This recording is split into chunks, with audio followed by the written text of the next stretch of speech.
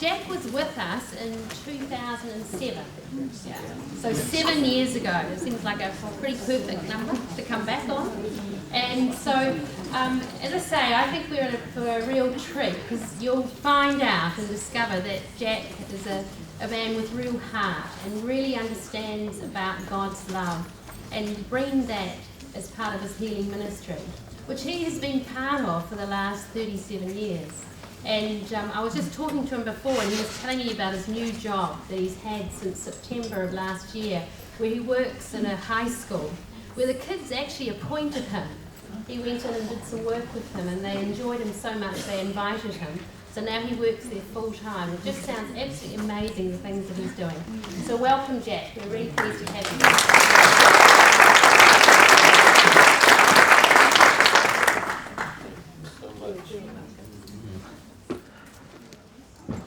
No, not yet. Not yet. No. Thank you. Well, hello, everybody. It's really wonderful to be here. It's wonderful to be invited back somewhere. You know, when you were there once and you were invited back, it feels really good. And I want you to know that it is a great honor for me to be in a room full of heroes. And I really mean that. I know that you have come long journeys, long distances, perhaps in miles, but also long journeys of the heart. You've been living your lives for others and with others, all of you, to the heroic, to the point of hero. And I really want to honor you for that. And want you to know what an honor it is for me to be here. It's very humbling for me to be able to come to be with you and share with you. Daryl, I want to thank you so much for your welcome. It really touched my heart very much. And for the welcome, the opening that we all did together. I felt I just want to warn you that I cry a lot. I felt such a sense of compassion when I came into Christ Church. I could feel it.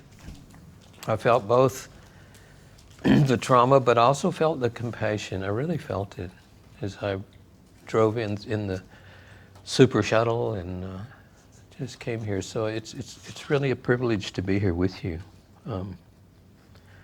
I'm from Southern California.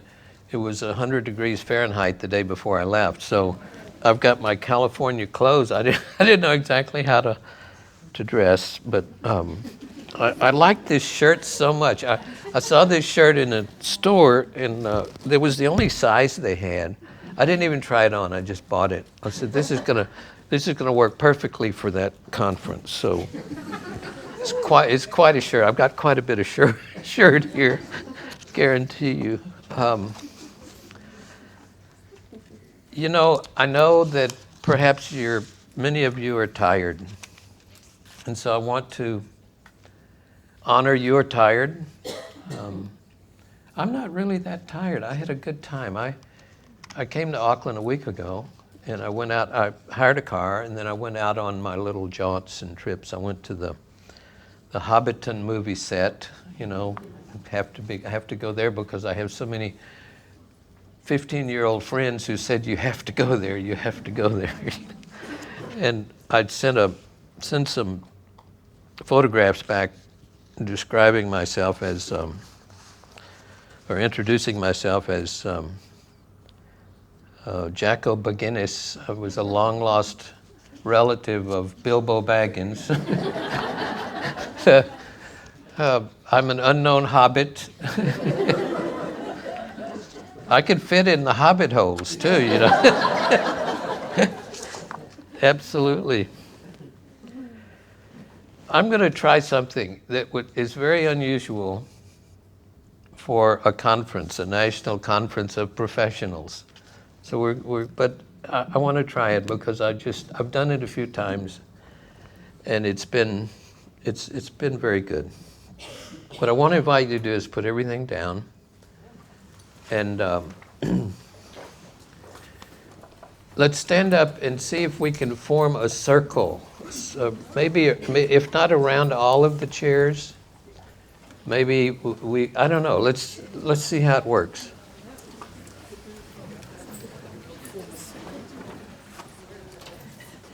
We're driving the cameraman crazy, but a circle, we will get a circle. Wow.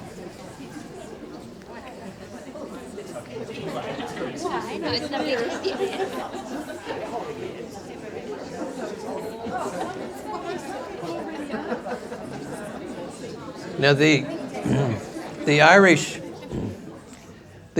want to say that the circle is drawn at your back, and within the circle we have all the love we need to be who we were created to be.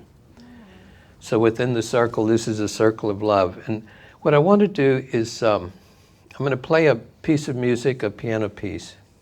It's about 4 minutes long. And I just want to invite you to just look at each other. Just admire your beauty, your wonder, who you are, where you've been. You're not just an organization, you're a family. You're a family of healers. And that's very different than just being an organization.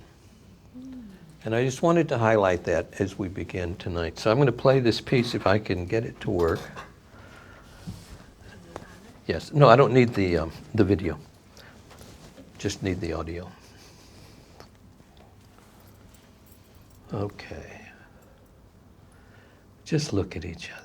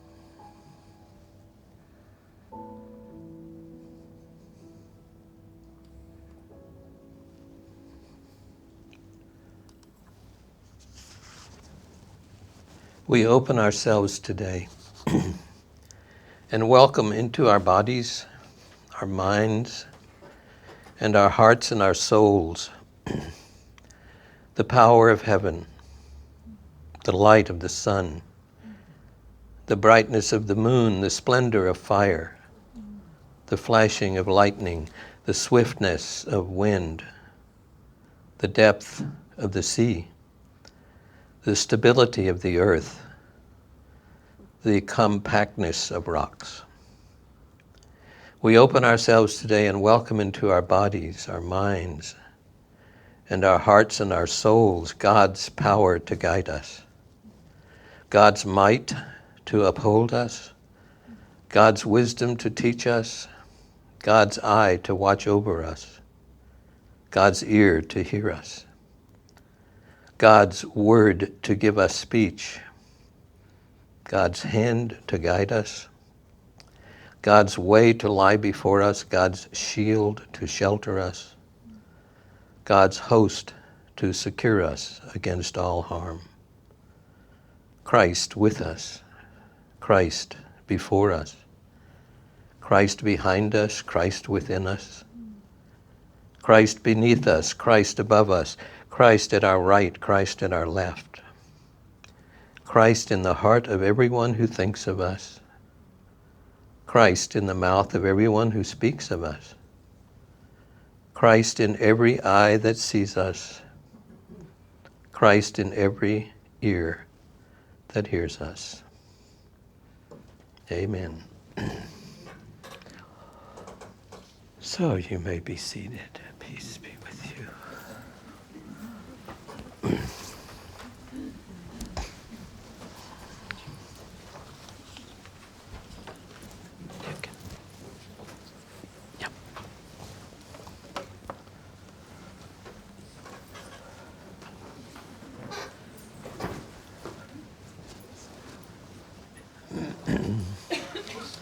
I don't think you can see me up there behind that. I kind of adjusted that. That was the prayer of St. Patrick, and I adjusted it a bit. About, well, in 1983, I was invited to, I had been involved in Roman Catholic charismatic renewal and some evangelical movement, part of the evangelical movement in the States, and I was hanging out with all of these evangelicals and preaching. And so I was invited to be the keynote speaker for a rally. They had these in the 80s. This was called Omaha for Jesus 83 in Omaha, Nebraska. And I was invited to be the keynote speaker, the leader, the one who was going to raise the roof, okay? So the night before the event, I sat down with my Bible and I said, Lord, guide me, please. Tell me what to say. And I waited and didn't get anything. Well, okay, Lord, what about this? And that didn't fit. Well, what about this? So I had another evening, and so I went to sleep, got up the next morning. I thought, I'll get this morning. So I went to my Bible and prayed a little bit and said, Lord, what do I say? Nothing.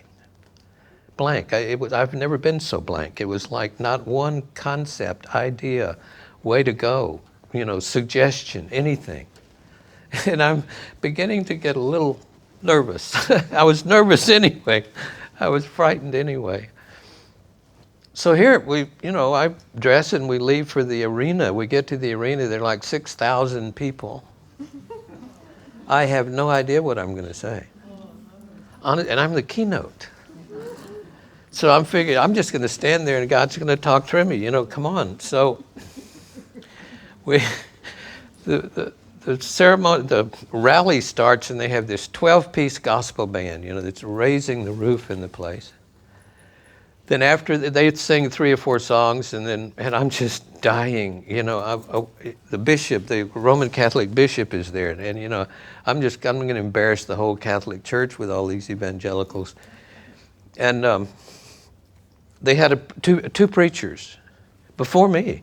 These guys were wonderful. Oh my God, they went on and on. People, yes, 20 minutes, 2 minutes, 5 minutes before I was to get up, I went behind the curtain and I said, God. I said, God, tell me what to say. And I heard these words, why don't you tell your story?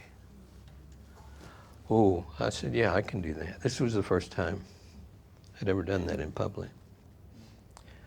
I could do that. So I went out, they introduced me, and I told my story. It was wonderful. People crying. It's my first experience of that. In those days, they could be slain in the spirit, and people were falling out of their chairs while I was talking, simply telling my story. So that's when I learned that I always begin with my story. It's sometimes it's humbling. Sometimes I wonder why do that. But now I know. It's happened too many times. So that's where I want to start tonight. I want to start with my story.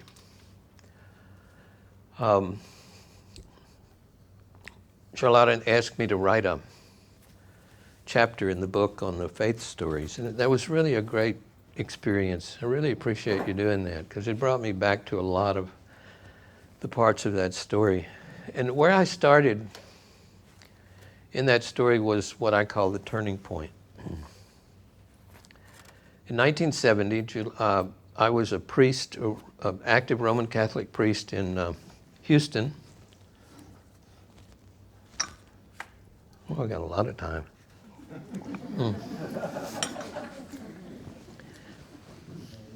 I was an active alcoholic. I had been ordained for 7 years by that time. I was an active alcoholic.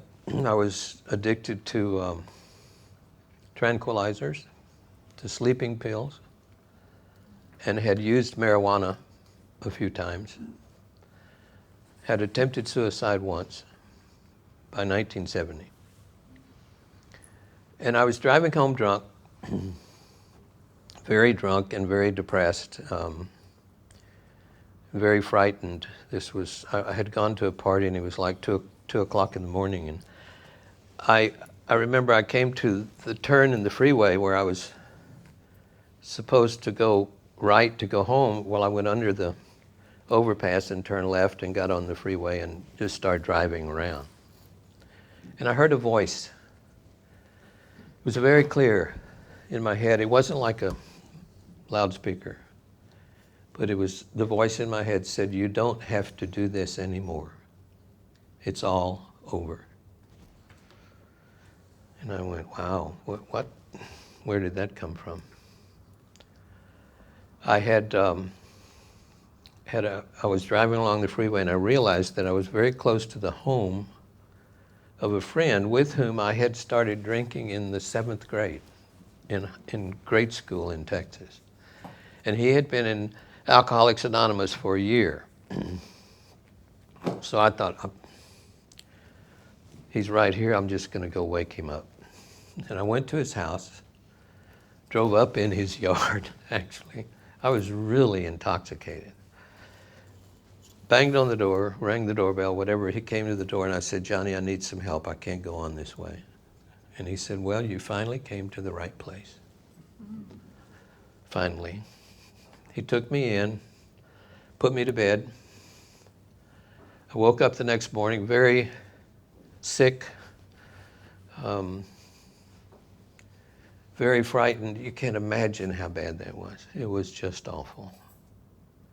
And he said, "Get up, we're going to an AA meeting." I said, "Where?" He said, "St. Joseph's Hospital." I said, "No, I'm not going to a Catholic hospital." He said, "Get your butt up and let's go." So I went to my first AA meeting. And I haven't had a drink since. That's 43 years now. July it'll be 43, yeah. That was when I began to realize that God was real in my life. At that time,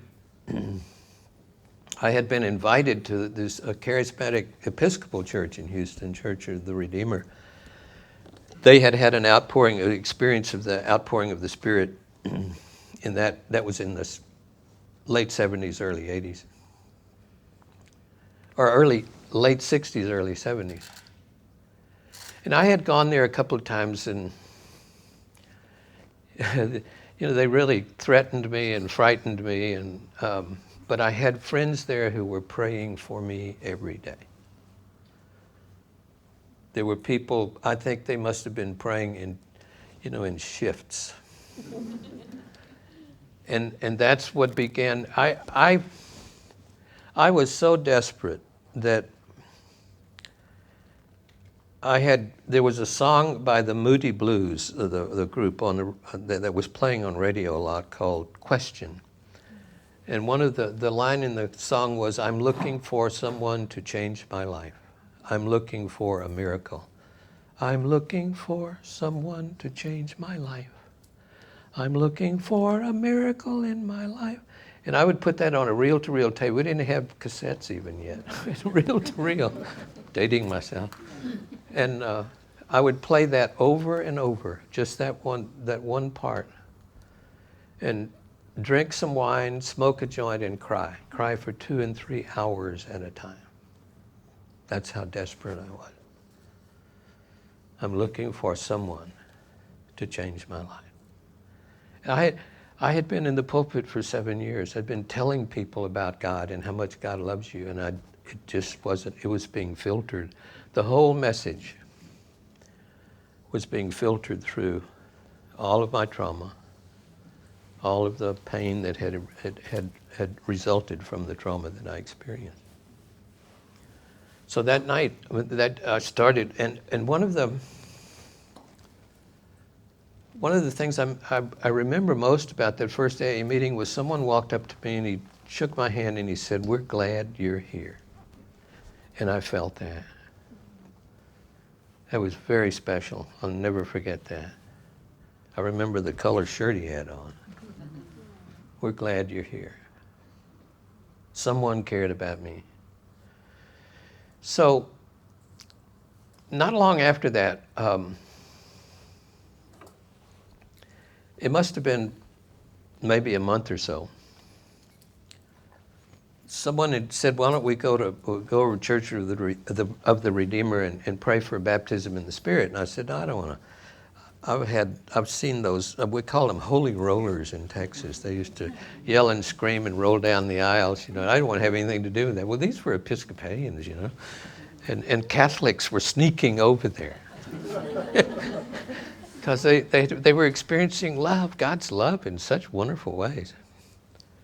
So I said, "Well, I must have already, you know, I've been a priest all these years. I must have already, accepted or experienced it." And said, one of my friends said, "Well, you may have left something out of the transaction.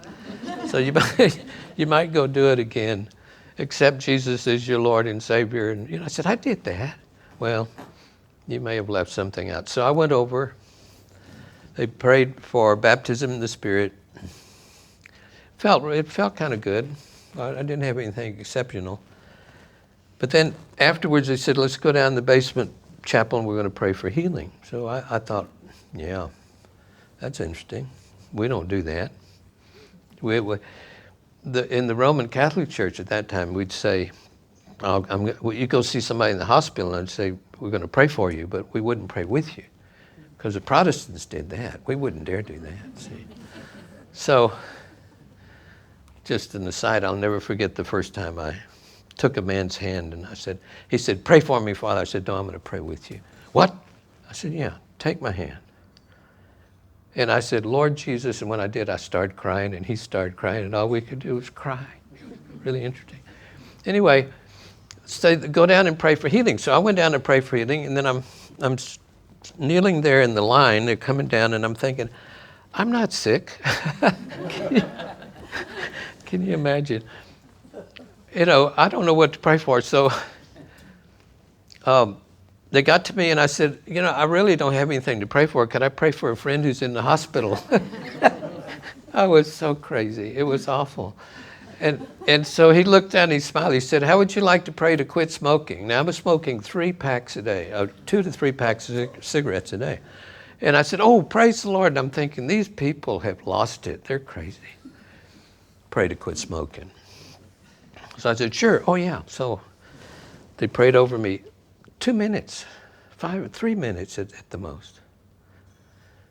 And I'm thinking, oh, and then when they're finished, one of them says, "Now we want to take your near occasion of sin." And he reached down and took my cigarettes away from me, see? So I'm thinking where I'm going to go to get my pack of cigarettes as soon as I get out of there. So I left, went for coffee.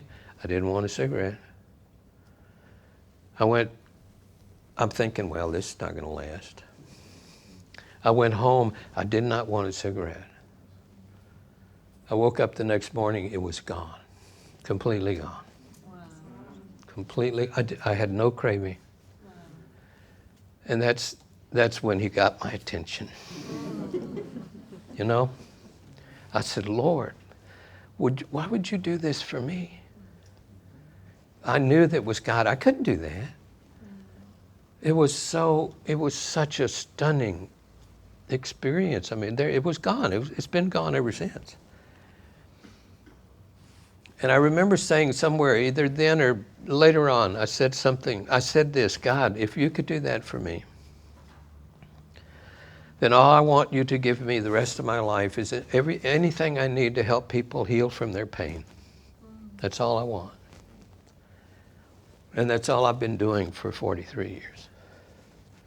It's sharing my journey, my story, and opening to help all of us be able to heal or be healers.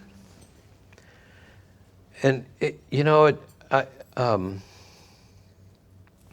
was really in bad shape. I wasn't all that happy right away. AA took a while I was thinking it wasn't going to work, but I stayed and I stayed, and here I am. In order for you to understand how I got to that point, you need to know a little more of the backstory. When I was born and raised in Beaumont, Texas. I'm a long, tall Texan, they call it. And my mother and father, my father was a brilliant man. He was a dentist in Beaumont. He was an orthodontist in 1926. He started his practice in 1926. He was a pioneer in that whole field, so he was brilliant. My mother was an artist. She was wonderful. And yet by the time I was born, they were both actively alcoholic, tragically alcoholic. There was no AA, no recovery. They were completely captured, taken prisoner by their alcoholism. I experienced a lot of trauma before I was 5 years old. I would see them fighting with each other. One night they had a big party. We had a pretty big house. Dad was making quite a bit of money, or good money for that time, 1938, 39. And they got in an argument, got drunk, and they started throwing plates and saucers, and they were just throwing plates at each other. They broke a whole set of Dresden china. We found out later. That was the kind of thing I was experiencing. When I was 5 years old, my mother left. They divorced, and my mother left our home and went to live in Houston, which was 90 miles away. And that was the worst experience I ever had in my life. It was totally, completely what you would imagine, devastating. And it just took everything. My mother was everything, meant everything to me that I had, and she was gone, and she never came back. We would see her from time to time. So that was there were trauma after trauma after trauma. That was the worst trauma. And I remember that day in Omaha, this is the way I was telling the story. My mother left me, and then I said this for the first time, and Jesus loved me through that. See? And my mother and father fought, and Jesus loved me through that. I had never said that before, but it was obvious. And between the time I was 5 and 10 years old, my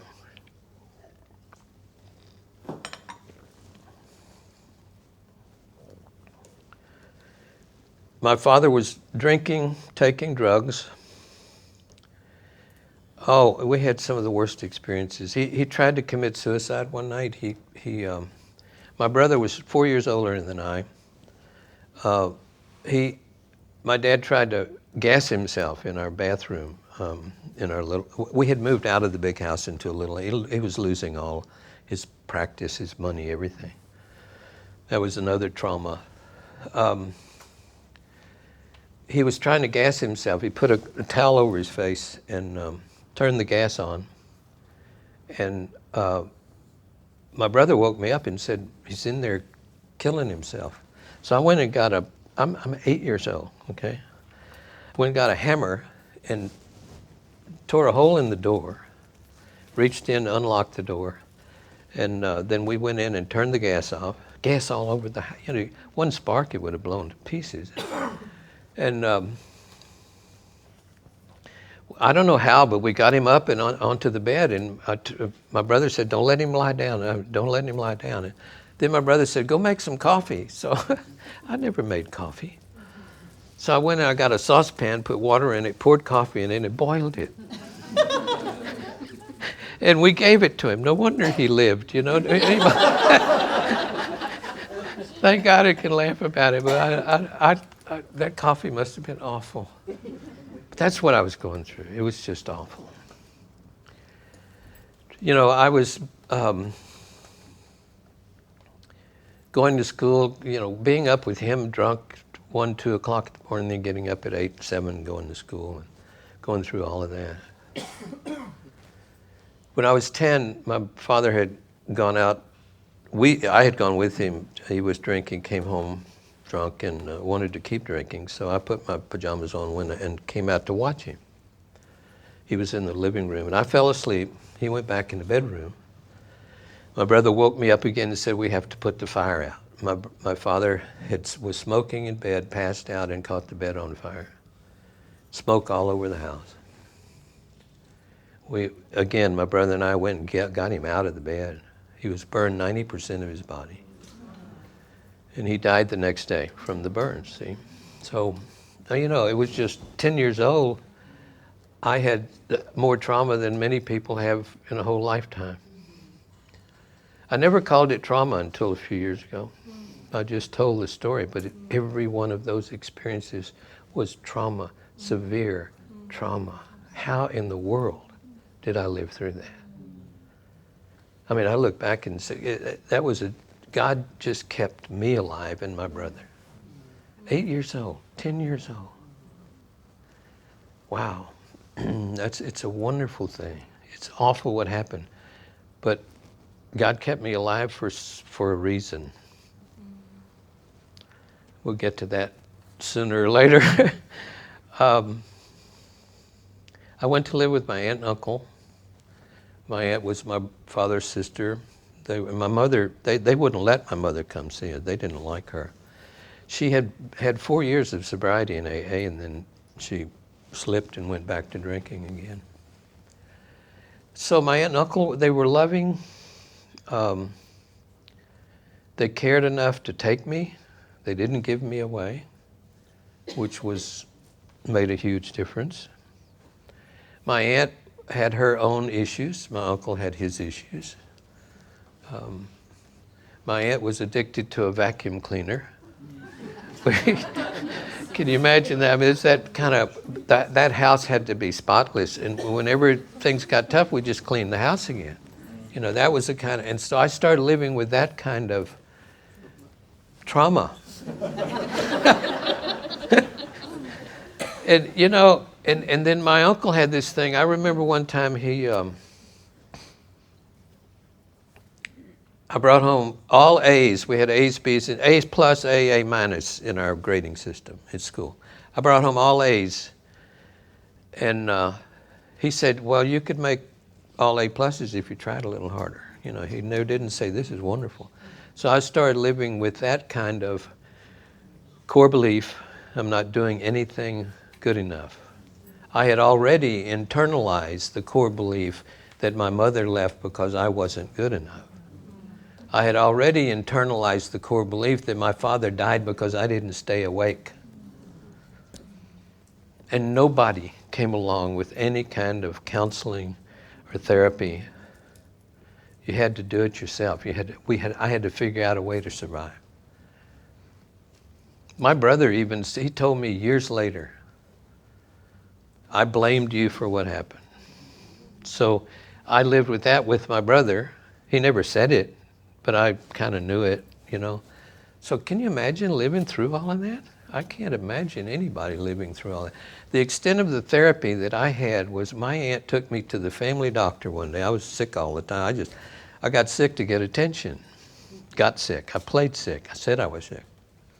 So she took me to the doctor, and the doctor sat me across his desk, and he looked at me and he said, what's wrong? And I said, nothing. He said, fine, I hope you feel better. And that was the extent of therapy that I got. That was it. So when I was 13 years old, I was walking I don't know how I got it, but I had a half pint of bourbon whiskey. And I drank half of the half pint. It was called Guggenheimer's bourbon. It was a mix. It tasted kind of like a mixture of battery acid and dishwater. It was awful. But I got drunk, and it was magic. Absolute magic. I couldn't believe it. The pain went away. Whoa. And I drank heavily ever since. From that night. I was 13 years old. That's when my alcoholism was activated. And I had to go back to the magic. I couldn't find that kind of relief anywhere else. So I did. I just kept going. I just drank whenever I could. Whenever things got really bad, I would drink. I can honestly say I believe that kept me alive until it started killing me. But I believe it did keep me alive. It really did. You know. So I went into high school. I remember saying to God, I played football, by the way. I was a kind of a football star, my height. But I remember when I was 18 years old, I said to God, I'll prove to you that I love you. See, God was in this picture all along. I mean, I was in a Catholic school, and they told me a lot about God. I had a very blurred perception, image of God. I found out years later that because my mother left and my father checked out on me, I expected God to act the same way. Someone said to me, well, you don't trust anybody, do you? And I said, no, I don't. I was 30 years old when they said that. I had already sobered up, 35. No, I don't. I don't trust anybody. And then I was driving home and I said to God, I don't trust you either, do I? So it took some time to get through all of that. But what kept happening was somebody kept coming along to make a difference. Somebody kept coming along to love me in a way that would keep me going. That's what made the difference. Had friends' parents would invite me over to their house. You come here anytime, day and night. The door's unlocked. You come in and go to sleep on the sofa. When I was 9 years old, you know. It was always love. There was always somebody who brought a bit of love into my life enough to keep me alive, to keep me going. So I went through the seminary. I was ordained a priest in 1963 and went into a parish and almost immediately decided that I was in the wrong place. I was frightened all the time. I had what they're calling now in the States chronic stress disorder. I was in fight or flight 24 hours a day. I had fear, anger, shame, guilt. Oh, it was awful. And nothing would, you know, I even tried, Joy here, I even tried Jungian therapy for a while. That was good, but I was still drinking. Is that Joy? Hi, Joy. How are you? I was still drinking. You know, nothing got through. I went to a therapist for 2 years, a psychiatrist who practiced. He was an analyst, and if I brought it up, we talked about it. If I didn't, we didn't. So finally, I got into Alcoholics Anonymous, and I went back to him one day and I said, Manny, why didn't you tell me about AA? You know, I'm finally feeling kind of good. Well, he said, why didn't you tell me you were drinking? So we never got there. 2 years. That's amazing. I don't think that could happen today, but it sure did then. So in this parish, people would come to me. I always had a very loving heart. I want to tell you a story, by the way, that I forgot. When I was about 3 or 4 years old, my brother and my dad and my mother and I had been out on a picnic, and we came home and we were sitting on their bed, and my mother said to me, Jack, why don't you sing us a song? She was from Nashville, Tennessee. She talked like that. Sing us a song, honey. So I sang, You Are My Sunshine. And my dad cried, my mother cried, my brother cried, and I cried. It was my first experience of singing. My singing touched someone's heart. It was my first performance, 4 years old. I'll never forget that. My brother said he never forgot it either. So there was something there when I was 4 years old.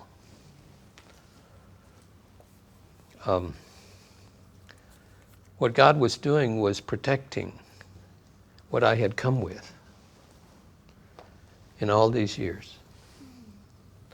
See, for me, and I'm going to talk more about this tomorrow, but for me, transformation is about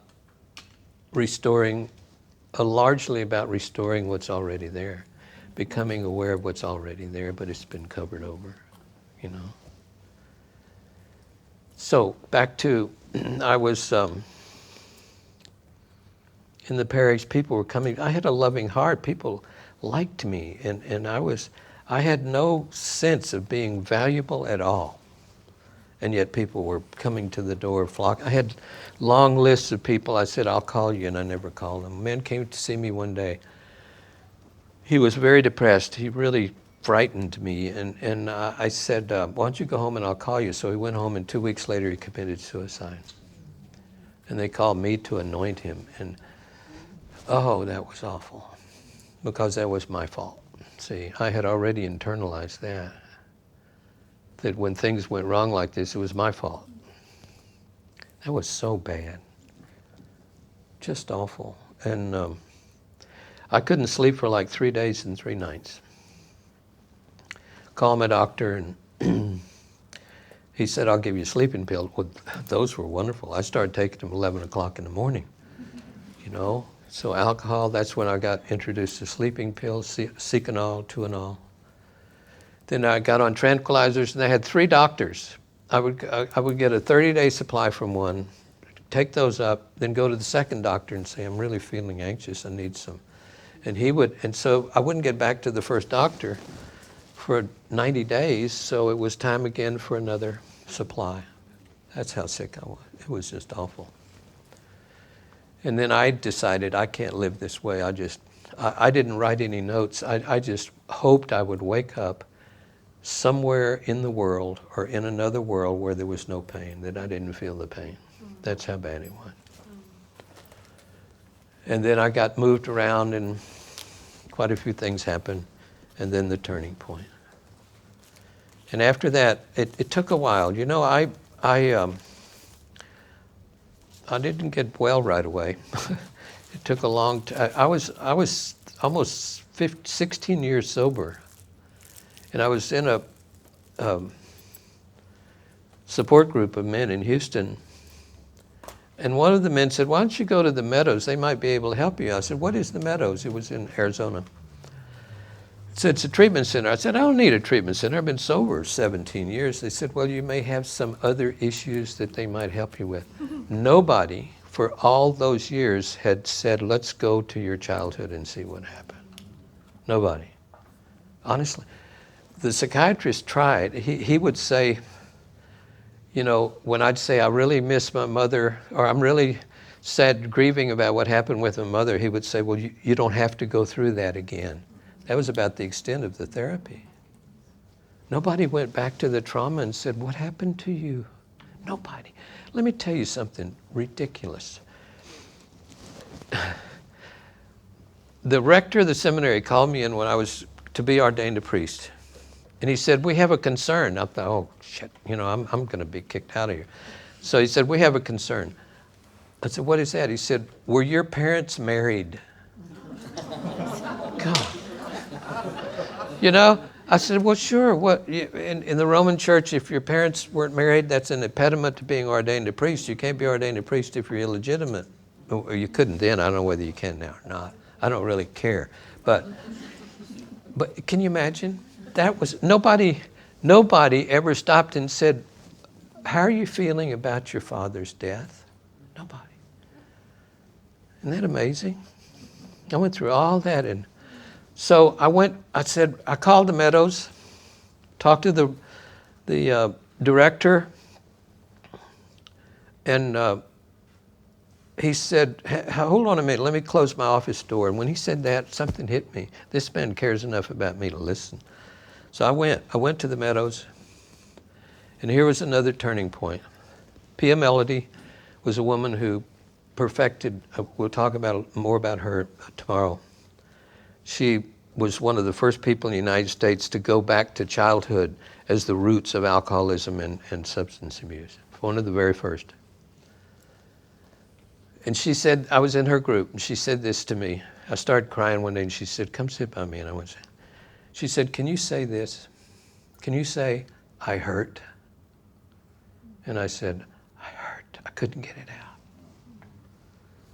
She said, can you say, I have a reason to hurt? I said, yeah, I sure do. I have a reason to hurt. And she asked me, can you say, I have a right to tell you I hurt?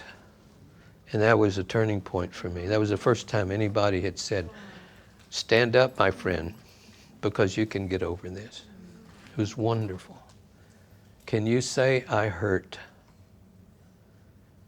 Can you say, I have a reason to hurt? Can you say, I have a right to tell you I hurt? What a difference that made. So I came out of, and then they took me back to childhood, the trauma, all the trauma. It was just amazing. And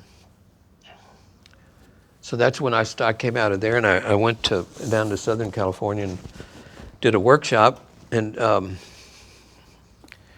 someone asked me, why don't you come to a workshop on what you learned? So I said, yeah, let's do a workshop. Well, what do you want to call it? I said, well, let's call it Surviving a Dysfunctional Family. Now, this is 1987.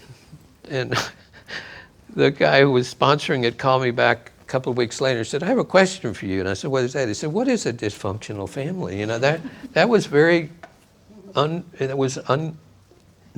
unusual terminology at that time. So that's where I started sharing a lot of what I'm going to share with you, telling my story, bringing people in, giving people the right to take a look at their childhood and see what really happened. The phrase I adopted was, what's more important is what happened and how did it affect you.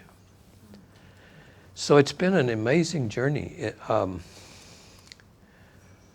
But I can honestly say that God loved me through it all. That here I am now. I'm not completely restored yet. I'm 77, and I'm not dead yet either, okay? So I've still got some issues, but it's been incredible. It's been wonderful. It's been just wonderful. Really wonderful. And here's the latest thing that happened. I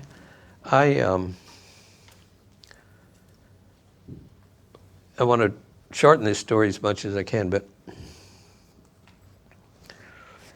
there was a Catholic high school in Palm Desert, and one of the students died last year. He was on a skateboard and fell and hit a boulder, and it killed him.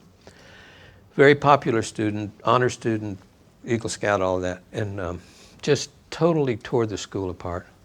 So I had been scheduled to offer a mass there 3 weeks after this happened. So I went and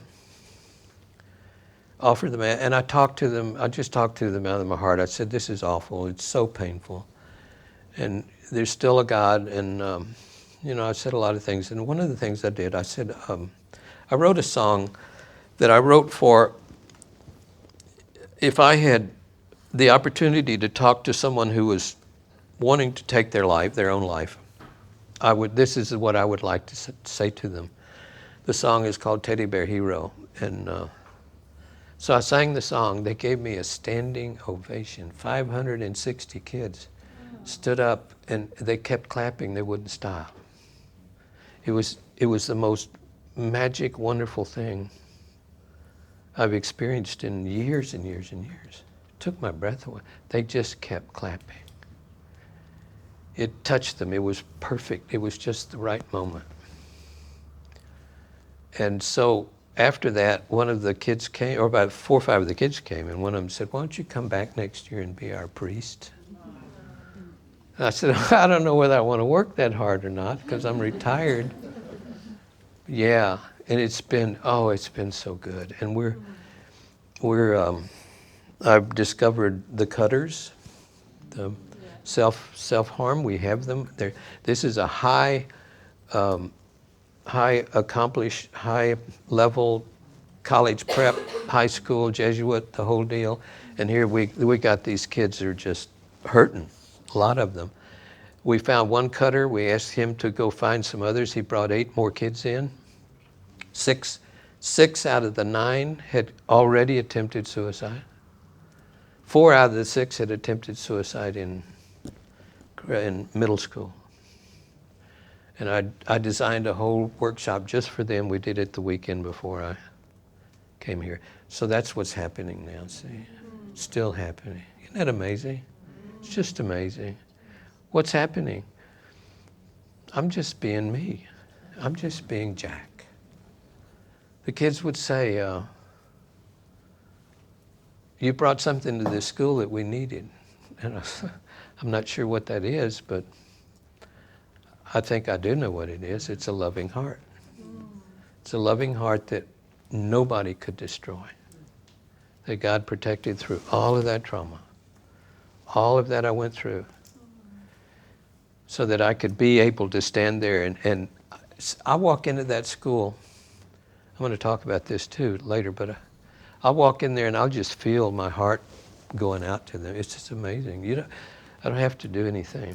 So what's the purpose of all of that, this story? Well, I wanted you to know why I'm here. What right do I have to talk about what I have a lot of right to talk about what I talk about because I've lived it. I've been on both sides of the couch, if you will. I've been the counselor, I've been the counselee. But my heart and my whole life has been touched by a loving God that won't quit, just won't quit, no matter what. So I want to encourage you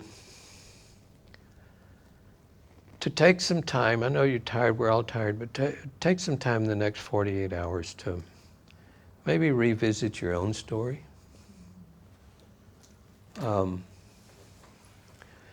You know, telling my story has taught me that there's something just clearly divine in that whole story.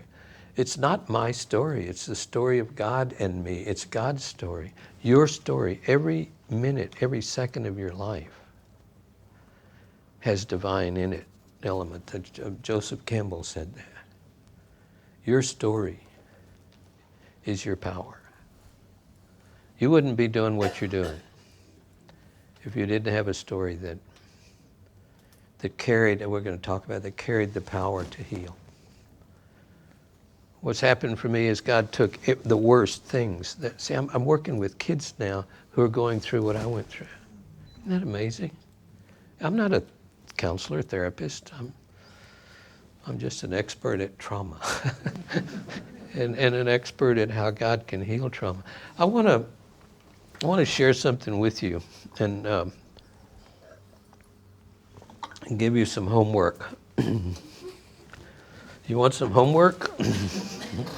That's a term I use a lot now, being in high school. Homework.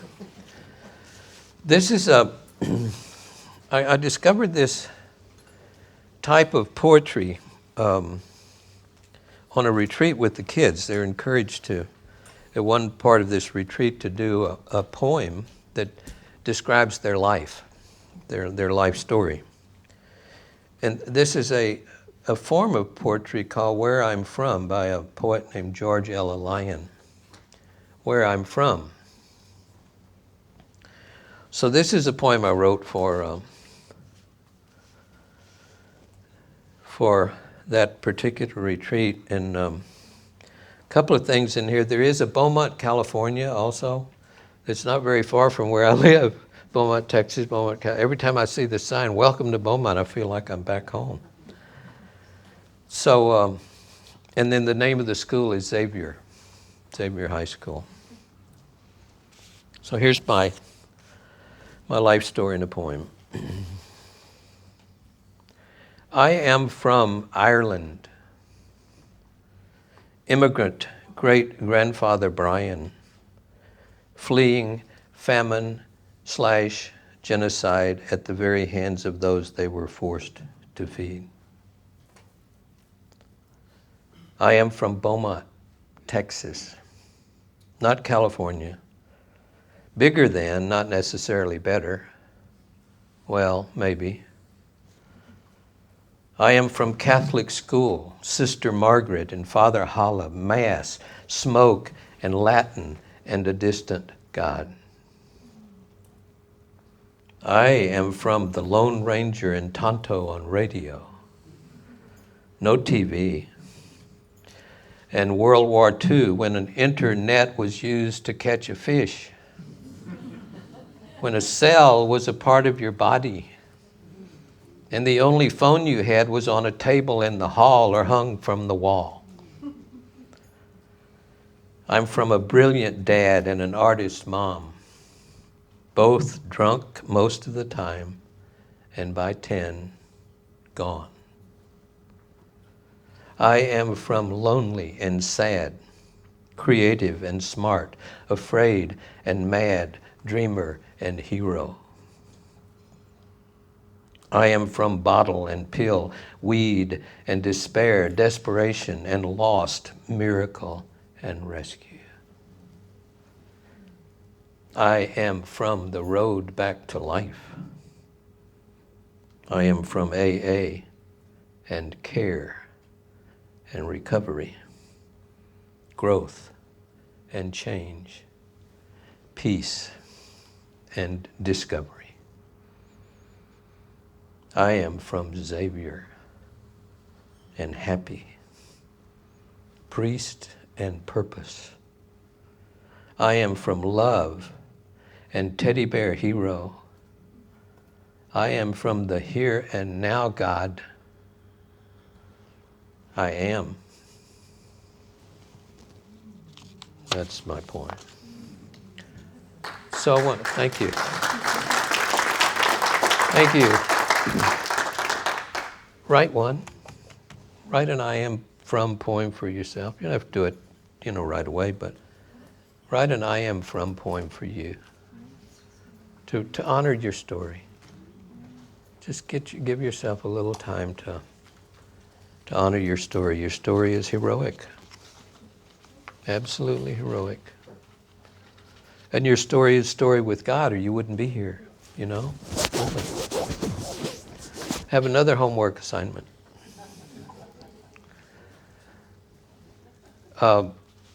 Years ago, I had a friend, David Garrett's, he was an abbot, a Benedictine abbot in a monastery in New Mexico.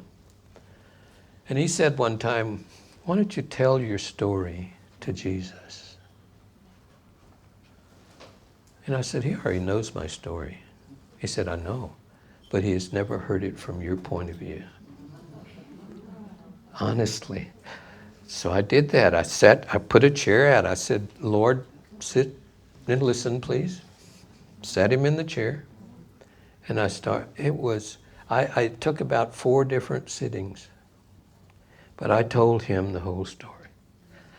It was wonderful.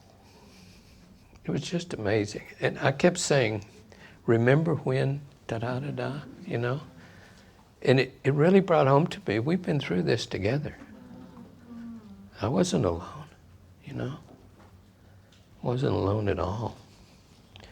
So before long, try that. Give yourself the time, sit him down and say, I want to tell you my story. See what happens. It's profound, it's really good. Well, I'll tell you what, that's all I've got. Bless you. Yes.